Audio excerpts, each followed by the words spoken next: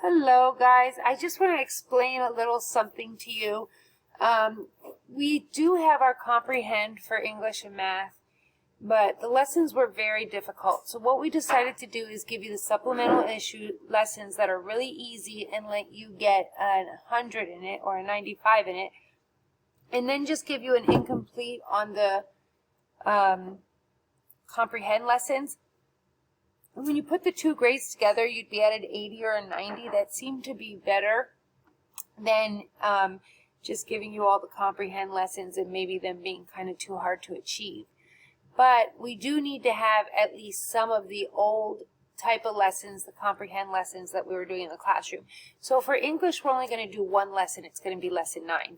I'm already going to use all the other English work we did to cover lessons 1 to 8 for English, so you don't have to worry about them. But so that we do get one lesson in there, let's do lesson 9. Let's get 100 on that. I mean, that would be awesome.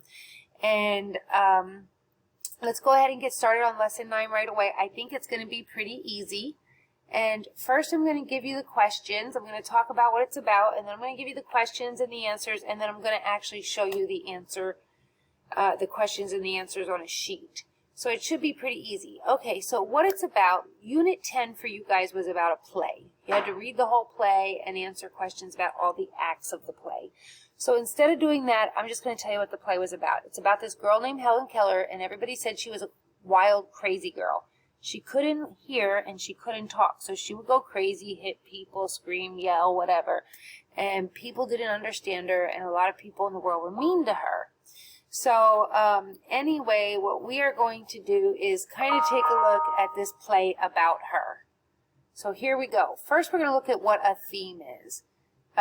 So here's a bunch of the questions. I'm going to show you the questions here, and then I'm going to send you over to where it's going to be easier for you to write your answers down. So don't worry so much about the answers, but let me go ahead and get started on the questions. So what is it called when something has a central message or a truth presented throughout a literary work? That is called the theme. Number 1, the answer is theme. Number 2, how many themes can a work of literature have? It can have multiple themes. Number 3, when was the most obvious change taking place in Helen Keller? Well, first, when she understood the importance of language, and second, when she learned to trust her teacher. Number 3, what was her teacher's name? Annie Sullivan. Now let me show you one more and then we'll go to it. Next question, what was the name of her brother who stood up for her? It was James. Now let's go ahead and take a look at this on the sheet, and you can kind of see a little better what I'm talking about. Okay, here we go. Oh, let me just highlight this here in yellow for us. Okay, number 1, central message is called a theme. So right here you can see it. Now make sure you write it down. Number 2, how many themes can literature have? Many. Number 3, when does the most obvious change take place for her? When she learns to communicate, or she learns the importance of language and to trust her teacher. You don't have to write this part here. We can just take that out, and you can just do when she learns to communicate and to trust her teacher. Number 4, what was her teacher's name? Annie Sullivan. Number 5, what was her brother's name who defended her to their dad? It was James. So there you go. There are your 5 questions. And now we've got question number 6. It's the last question. And this question is, what are the themes? In this play, The Miracle Worker about Helen Keller, what were their themes? So hopefully you wrote down number 1, theme. Number 2, many. Number 3, when she learns to communicate and trust her teacher. Number 4, Annie Sullivan. Number 5, James.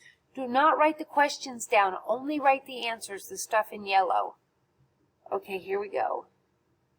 And here is number 6. What are the themes in the play The Miracle Worker? And they're right here. First, or A, communication is necessary for human relationships. B, with determination and patience, one can overcome great difficulties. And C, the value of an individual must never be underestimated. That means that you should never think that people aren't valuable, because you don't know how much people are capable of.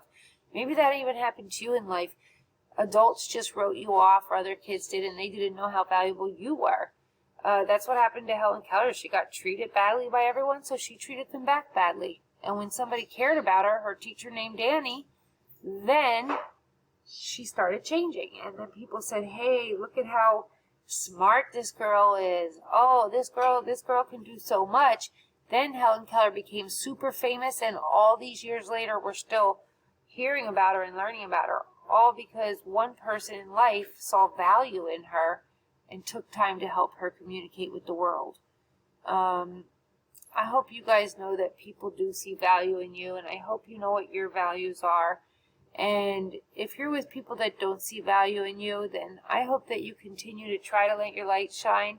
And as soon as you're able to, as soon as it's in your control, go to good people that do see value in you. And that's important. Find good people that see value in you, because there's a lot of bad people that are willing to tell you how great you are, but you really need to choose your friends wisely. You need to choose the adults that you trust to help you in your life wisely. And you really need to be around people that tell you how great you are. And if it's a little hard for you right now to find that in your life, don't give up, because as you get older, you'll be more in control of that, and you can decide which people you hang out with. And if you do what it was you were meant to do in this world, people will notice the great things about you. Because I know one thing that's true. I don't have any bad students. I don't have any dumb students. I don't have any worthless students. And and when I say I mean all of us, Miss Flores as well. We don't have any student that isn't capable of great things. All our students are capable of great things. And we really care about you guys, each in your own individual way. And sometimes we think you need to get more credit from the world for the stuff you're trying to do. So, that's kind of what happened to Helen Keller. Anyway, take a picture of that and send it to me. I hope you got it all done. And by the way, this is your one and only, so it's your last Bright Thinker lesson. You just have to do a few English supplementals for me, and you are done English for the year. Adios.